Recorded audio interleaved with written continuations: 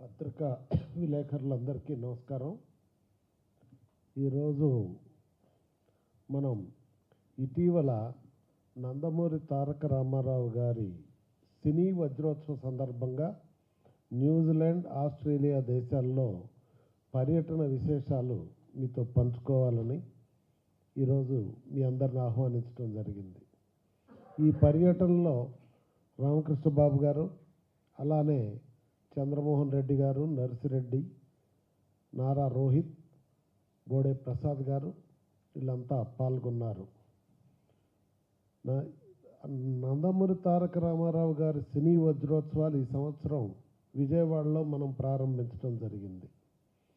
మొట్టమొదట అన్న ఎన్టీ రామారావు గారు 75 సంవత్సరాల క్రితం 1949లో కృష్ణవేణి గారితో మొదటి పారితోషికం తీసుకున్నారు.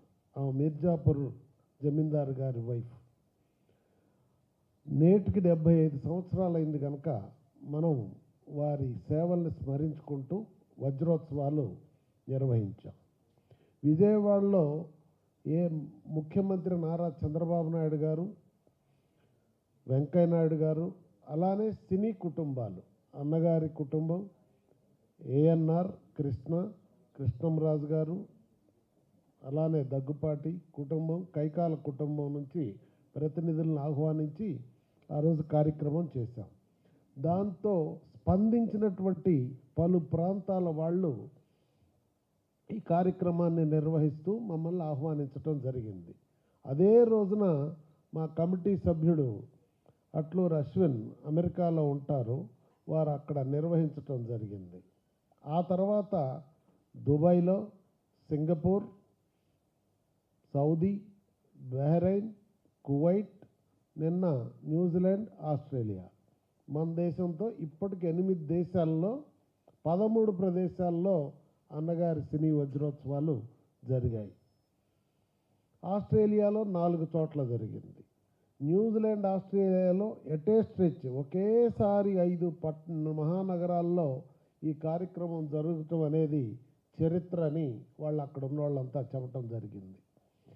ఆ కార్యక్రమాల్లో సకుటుంబ సపరివారంగా రావటం అనేది చాలా ఆశ్చర్యంగా ఉంది, ఆనందంగా ఉంది. వాళ్ళే చెప్పారు, మేము ఎన్నో కార్యక్రమాలు ట్రై చేస్తూ ఉంటామండి, కానీ ఈ కార్యక్రమానికి అన్నగారి పేరు చెప్తే వచ్చిన స్పందన ఇంతవరకు ఎప్పుడూ ఇంత పెద్ద ఎత్తున జరగలేదన్నారు. మీకు తెలుసు, ఇతర దేశాల్లో 500-600 మంది రావటం అంటే కష్టం. అన్ని చోట్ల 500-600 మంది, మెల్బర్న్లోనైతే 1200 మంది వచ్చారు.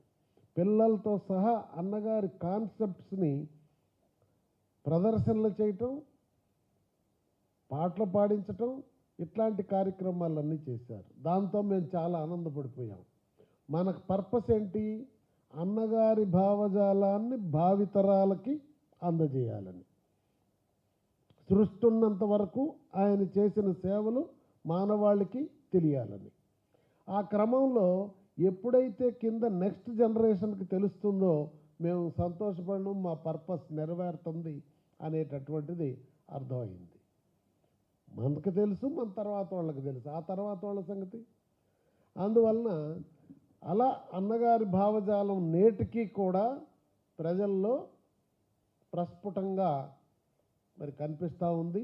దీనికి ఎన్టీ రామారావు గారు ఆయన సినీ చరిత్ర, రాజకీయ చరిత్ర 2 పాత్రలు పోషించారు. ఆయన భూమి మీదకి వచ్చిన తర్వాత ఆయన ఒక పర్పస్ కోసం భూమి మీదకి వచ్చాడు, అవతారం చాలించాడు. జై ఎన్టీఆర్ఏ, ఇప్పటి నుంచి జోహార్ లేదు, ఆయన అజరామరం. ఎన్టీ రామారావు గారు మీరు చూడండి, సినిమాల్లో నిర్వహించిన పాత్ర, రాజకీయాల్లో నిర్వహించిన పాత్ర నా భూతో ఇంకెవరూ సాధ్యం కాల. సినిమాల్లో నేను ఒక విశ్లేషణ చేశాను. ప్రపంచ సినిమా చరిత్ర 1888లో మొదలైంది.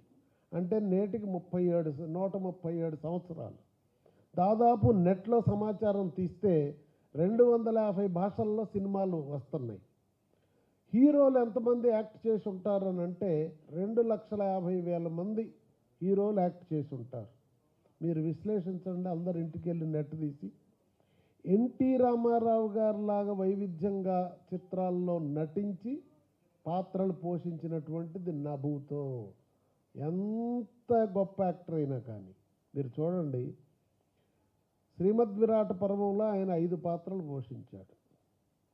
కృష్ణుడు, దుర్యోధనుడు, అర్జునుడు, బృహనల, అట్లా కీచకుడు. అదే సినిమాకి డైరెక్షన్ చేశాడు, అదే సినిమాని ప్రొడ్యూసర్ చేశాడు, స్క్రీన్ ప్లే చేశాడు. ఇన్ని పాత్రలు పోషించిన వాడు నెట్లో మీరు శోధించి ఉంటే చెప్పండి, లేకపోతే అన్నగారు ఔన్నత్యాన్ని భావితరాలకు తీసుకొని వెళ్ళండి. అది ఎన్టీ రామారావు గారి యొక్క ఔన్నత్యం. మరి ఆ మహానుభావుడిని ఎంతగా మనం తీసుకెళ్ళాలి, ఆయన గురించి ఆలోచించాలి. అది ఇంకా రాజకీయాల్లోకి వద్దాం. రాజకీయాల్లోకి వస్తే ఎన్టీ రామారావు గారు తెలుగు ప్రజల ఆస్తి. ఆయన మనం చరిత్ర చెప్తే ఏం చెప్తాం? క్రీస్తు పూర్వం క్రీస్తు తర్వాత అని చెప్తుంటాం. సినిమాల్లో కానీ రాజకీయాల్లో కానీ అన్నగారి చరిత్ర చెప్పాలంటే ఎన్టీఆర్ ముందు, ఎన్టీఆర్ తర్వాత. సినిమాల్లోనూ రాజకీయాల్లోనూ కొట్టొచ్చినంత స్పష్టంగా ఆయన పాత్ర పోషించారు, సేవలు అందజేశారు. మీరు రాజకీయాల్లో రామారావు గారు రాకముందు స్వతంత్రం వచ్చి 35 సంవత్సరాలైంది. స్వతంత్రం వచ్చి 35 సంవత్సరాలైనా ఎవరూ చేయలేని పనులు రామారావు గారు వచ్చాక స్టార్ట్ చేశాడు. పేదోడి ఆకలిని తీర్చాడు, ఇళ్ళు కట్టించాడు. లేదు, ఆయన ఆ రోజే పెన్షన్లు ఇచ్చాడు, మహిళలకు ఆస్తిలో సగభాగం ఇచ్చాడు. పెన్షన్లు ఎప్పుడు వచ్చినాయి?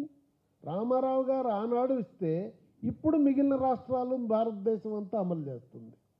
మహిళలకు 40 సంవత్సరాల నాడు ఆయన ఆస్తిలో వాటా ఇస్తే ఇప్పుడు భారతదేశ ప్రభుత్వం 3 సంవత్సరాల నాడు ఇచ్చింది. ఆయన ఆనాడు నదుల అనుసంధానం చేస్తే ఇప్పుడు భారత ప్రభుత్వం మాట్లాడుతుంది నదుల అనుసంధానం. ఆనాడు అన్నగారే చేశాడు నదుల అనుసంధానం, ఈరోజు బాబు గారే చేస్తున్నాడు. భారతదేశంలో ఇంకో రాష్ట్రంలో ఎక్కడ ఎవరు అమలు చేయట్లేదు.